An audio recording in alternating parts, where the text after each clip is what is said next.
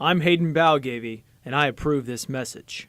Everybody wants to talk about Fournette, and Fournette is a very, very talented football player. Leonard Fournette. He wants to be the best running back, but is he? No. Leonard Fournette's missed 4 games. How many games has Riley Williams missed? 0. LSU, your time is up. This election season, the choice is clear. RW3 is for me. There was no dress code today in Fayetteville, but nearly every person had on red, either a red tie, a red dress, or a red blazer. That all in the memory of Frank Broyles. Well, around 10 a.m. this morning, Brett Bielema and the Razorbacks arrived here in Hoover, Alabama. 12 hours later, we are dissecting day one of the SEC Media Days. I'm not going to lie to you. As soon as you come out and watch a Malvern football practice, you can see just how intense these guys are. Hey, come here. Out, bump out. Good, get in there. Now, it's not how you finish, it's how you start. Well, wait one second. It's not how you start, it's how you finish. There we go, we got it now. So hopefully, by the end of this sportscast, you'll actually forget I botched my first line tonight.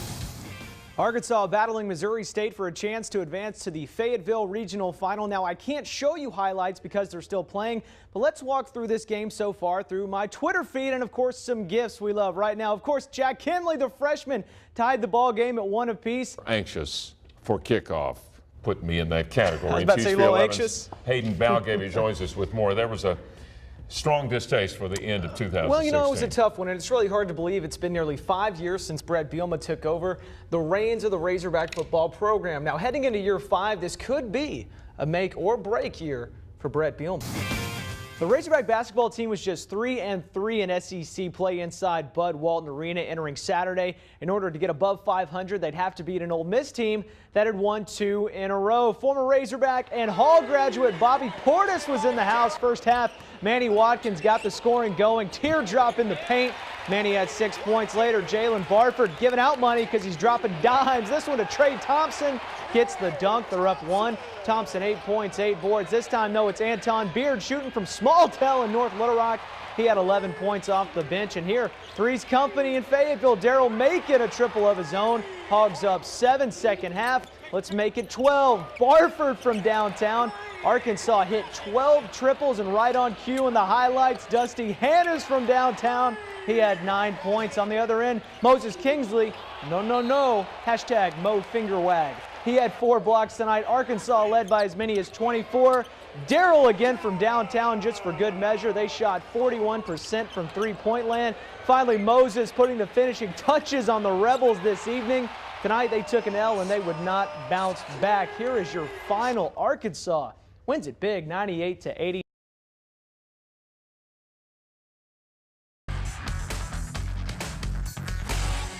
Now, when you drive into Malvern, you're going to notice 2 things, bricks and leopard football. Yeah, no, it's more like Friday Night Football, Brick Fest. Friday Night Football comes first. So I'm not going to lie to you. As soon as you come out and watch a Malvern football practice, you can see just how intense these guys are. Hey, come here. Out, bump out. Good, get in there. You may say that intensity can build, especially when you lose to your rivals, Arkadelphia, the last week of the season to miss the playoffs. Well, salty. Salty feeling left in my mouth the whole season. I'm looking for revenge this year.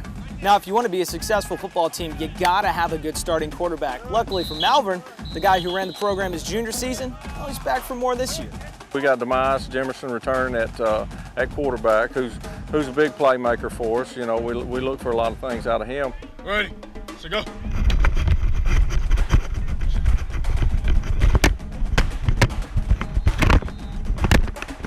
He's pretty fast. Now, Coach Scarborough is mainly known for his offense, but I'm here to tell you his defense, it's not too shabby either. It's their football team. It's not mine. It's not any of the other coaches. It's the seniors football team, and we depend on them to kind of police. And if they don't, you know, it usually signals not a very good year. So as fans get anxious, and as do we all for football to kick off, Malvern, they're slowly getting ready for the season, but you're going to have to pick it up quick. Glen Rose, first game here on Friday, September 1st. Well, I don't know how ready those guys are. I know how ready I am. We always want to win, beat Glen Rose. Oh, everywhere I go, everything I do, how are we looking, what's going on, how are things going, and how are we going to do this year, Coach? So I mean, you know, I'm excited, the kids are excited, you know, they're ready to play somebody else. Hey, 1, 2, 3, 3, 2, 1. Let's go. Let's go. Let's go. Fire off this ball. Down. Set. Hit. There it is, right there. Boom. Good job. A compliment from coach can get a player feeling sky high, but then he'll bring you right back down to earth. Oh, you know, I got serious in this. I got goofiness. I got some that, oh my God, some that just want to do what they want to do. With all due respect to coach, the Arkansas Wildcats, they may have earned the swagger they have. Of course, them being the only team in the state to play in the Women's Football Alliance nationwide league. Full contact. We're out here hitting hard, man. You know, it's not going to be a boring game when you come to our game. The Wildcats have been practicing and playing here in Little Rock for 5 years. But this season, it's different. For the first time, they're heading to the semifinals of the WFA playoffs. Oh yeah, and they only have 12 players. Every team we play always have at least 25 players. And at the end of the games, after we won, they're like, you guys have so much heart. Half the roster and double the motivation. This Wednesday, the Wildcats depart for their 32-hour drive to Oregon for the semifinal matchup, but they'll have former player Kelsey Good directly on their minds. We played together for a year and a half, and she passed away in a car accident. And she was our biggest motivation because she never quit, and she made me want to keep going. Even when my mind was saying stop, I kept going because she was going. We all do it for her. We out here, we grind. I promised her that I was going to get this team to a championship, and I'm trying to fulfill that promise. 2 weeks, 2,600 miles, and the performance of a lifetime later, Coach Dukes and his team, they fulfilled that promise. God is good. That was the first thing I thought. God is so good. God is so faithful. I love my teammates. I got some hell of a coaches. It was just a rush of emotions of just happy, try not to cry. Kelsey is definitely with us. Every down, every play, she's with us. A dream realized in memory of a lost Wildcat, and a foundation planted for future ones. Kelsey Good, I told her I was going to bring a championship back home to Arkansas, so I fulfilled that goal for her, but now it's moving on to let's bring multiple championships back home to Arkansas. Hayden Balgavy, THV 11 Sports. Hey, look, I know it was Media Day up on the Hill today, but right now, we will get to that by the way, but right now we're talking about the Arkansas State Red Wolves, your alma mater, sir, and it's not really about the players or the coaches this time around. I know, we're not exactly talking about the football team or the basketball team and their players, but it's actually about their biggest fan, 9-year-old Brenton Cox. Now, Brenton, who is dealing with some health issues, was granted a Make-A-Wish Foundation wish. An unbelievable story. He's being flown to Ohio this week to meet Cleveland Cavaliers star LeBron James. Now, coaches and athletes with Arkansas State surprised Brenton with the news this weekend. Now, but for those who haven't seen Brenton's story, here's a look back at why he is so important to the Pack.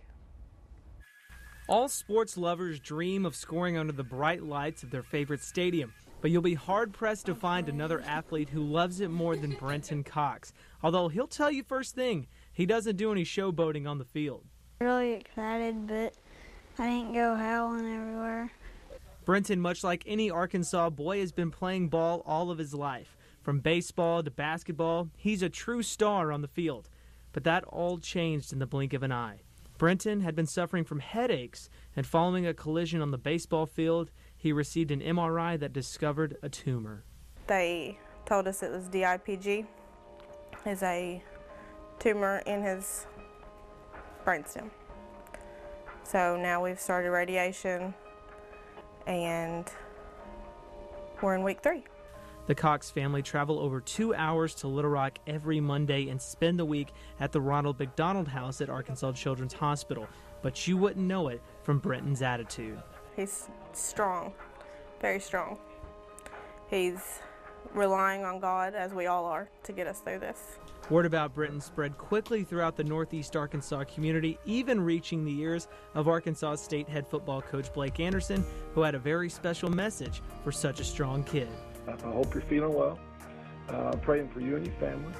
And I was going to see if you might want to come hang out and look around and meet some of the guys. Practice was on Tuesdays and Thursdays at 4:30, and we could come whenever we wanted. What started out to just be kind of a tour of the facilities and some autographs and some pictures, it just kept getting better and better. The Red Wolves not only showed Brenton their home den, they made him a part of the pack. As an offense, we came to the side. It was just like, let's get them to play. Let's get them to score a touchdown. Because at the time, we was doing player practice. So we just let them get a little play and go score a touchdown.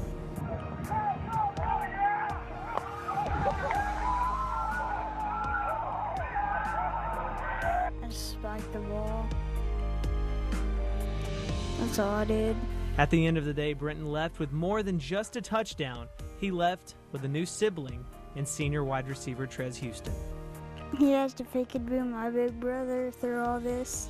I want to be able to lift him up, you know, make him feel better when he's feeling down, because people need that. I said okay. I had no problem with it. He was happy. Yeah, so that's my little guy. And now, Phil, Brenton and his basketball team actually scrimmaged the A-State basketball team this weekend, and of course, you know, Brenton and his team pulled out the victory this weekend. Wow, I mean, I'm a little choked up. I'm not going to lie, but good to hear he's on his way to go meet LeBron James in Cleveland. Very cool, very cool. Also, big week here in Arkansas, up on the hill for the big weekend Hogs. up on the hill too. You know, A-State, big weekend of camp.